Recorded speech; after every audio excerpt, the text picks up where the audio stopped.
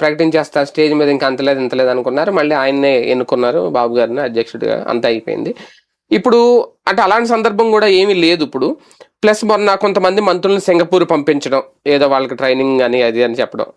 ఇప్పుడు రేపు మాపు కొన్ని రోజుల్లో క్యాబినెట్ మళ్ళీ విస్తరించబోతున్నారు, కొత్త వాళ్ళకి అవకాశాలు ఇవ్వబోతున్నారు. ఈ టైంలో ఈయనకి ఇది ప్రకటించడం వర్కింగ్ ప్రెసిడెంట్గా.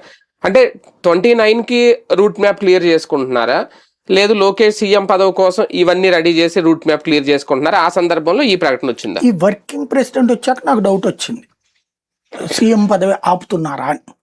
ఆపడానికి ఎందుకంటే తెలుగుదేశంలో పార్టీ అధ్యక్షుడే సీఎం, వర్కింగ్ ప్రెసిడెంట్ కుదరదు.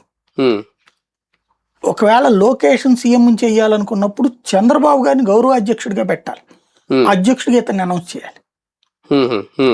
అలా కాకుండా వర్కింగ్ ప్రెసిడెంట్ అంటున్నారు. అంటే కేటీఆర్ కూడా ముందు వర్కింగ్ ప్రెసిడెంట్ అంటే వర్కింగ్ ప్రెసిడెంట్ గా ప్రకటించారు, సీఎం గా ఇచ్చేటట్టయితే వర్కింగ్ ప్రెసిడెంట్ ప్రకటించేవాళ్ళు కాదు, ఇవ్వకూడదు అనుకున్నారు కాబట్టి వర్కింగ్ ప్రెసిడెంట్ కి పెట్టారు. ఇప్పుడు అదే వస్తుంది కదా సంకేతం. వర్కింగ్ ప్రెసిడెంట్ సీఎం ఎందుకు అవుతాడు? ప్రెసిడెంట్ కదా సీఎం ప్రాంతీయ పార్టీల్లో.